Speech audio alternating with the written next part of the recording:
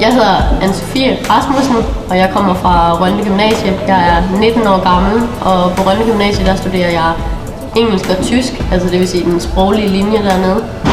Og her på universitetet der har jeg valgt engelsk SIS, også kaldet engelsk sprog og internationale studier. Jeg har valgt det her studiepraktik, fordi at jeg synes det er spændende at komme op og se, hvordan Aalborg Universitet er, for jeg har hørt så meget godt om det, og i det hele taget, at man kommer ud og så prøve, om det måske er noget for en, i stedet for at tage et sabbatår. Vi tog med bussen herop. Vi tog afsted klokken 7 i morges inden for Aarhus, og det har faktisk gået meget godt. Vi fik rundstykker af nogle studerende fra Aalborg Universitet, og æblejuice, appelsinjuice, hvad man nu lige havde lyst til. Og så har vi ellers bare siddet og snakket med dem på vej herop, og de har fortalt, hvordan det er at være studerende på Aalborg Universitet. Og så har vi mødt en masse nye mennesker allerede, bare ved at køre i bussen herop.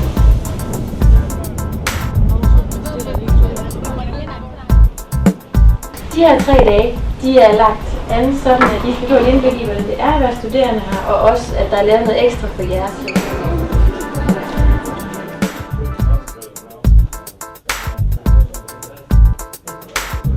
Mit navn er Thomas Jespersen og går på HTX i Holstebro som 3. års elev.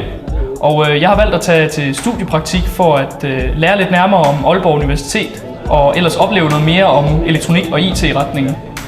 Altså, en af de gode grunde til også at vælge Aalborg som studiepraktik, det var deres store udvalg, men samtidig også muligheden for gratis transport og overnatning og mad. I dag fik udleveret et mini-projekt, som vi så er gået i gang med.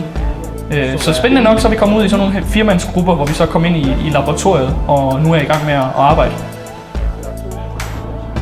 Så generelt indtil nu har min oplevelse været rigtig god. Gruppearbejdet har givet mig et indtryk af, jamen heroppe, der bliver du også hjulpet lidt på vej. Du får nogle værktøjer til, hvordan gruppearbejdet foregår, og hvordan du lige skal komme i gang. Og i løbet af det her studiepraktik, der har vi faktisk gratis offentlig transport. Der er faktisk gratis morgenmad og aftensmad. Selve praktikforløbet, altså at følge de her studerende og være med til at lave noget gruppearbejde, var jo ikke hele dagen.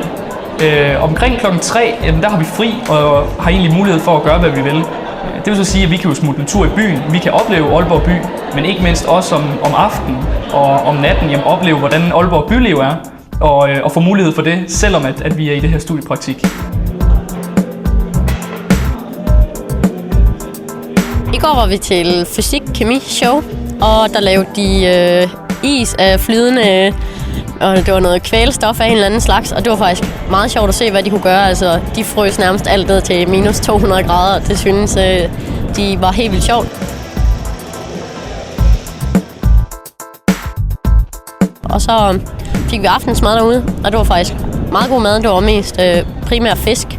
Og så mødte vi en masse nye mennesker, vi sad og snakkede med. Og dem skal vi så videre i byen med i aften. Vi skal ind og se noget comedy, og så skal vi videre i gaden bagefter det.